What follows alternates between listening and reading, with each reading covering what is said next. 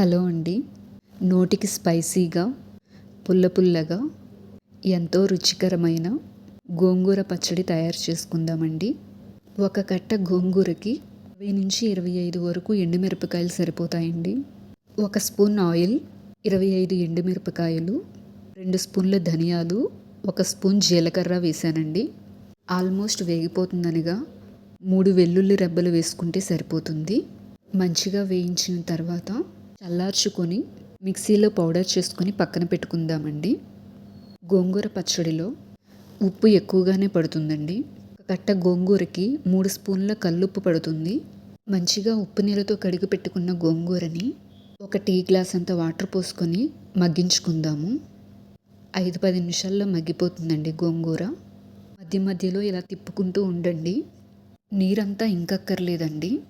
కొంచెం జారుగా ఉన్నప్పుడే కట్టేసుకుంటే సరిపోతుంది. ముందుగా రెడీ చేసి పెట్టుకున్న కారప్పొడిలో చల్లారి పెట్టుకున్న గోంగూరని వేసుకోండి. పచ్చగా తిప్పితే సరిపోతుందండి. గోంగూర అనేది గరిటె జారుడుగా ఉండాలండి, లేకపోతే పచ్చడి గట్టిగా ఉంటుంది. ఒకవేళ మీకు గట్టిగా అనిపిస్తే కనుక వాటర్ని మంచిగా బాయిల్ చేసుకొని కొంచెం కలపచ్చు. తాలింపుకు రెడీ చేసుకుందాము. 2 టేబుల్ స్పూన్ల ఆయిల్లో ఆవాలు వేడైన తర్వాత పచ్చెనగపప్పు, మినప్పప్పు, జీలకర్ర, 1 ఎండుమిరపకాయ మంచిగా వేగాక ఒక రెబ్బ కరివేపాకు కూడా వేసుకోండి. స్టవ్ ఆపేసిన తర్వాతే కరివేపాకు వేసుకోండి. ఆ వేడి సరిపోతుంది.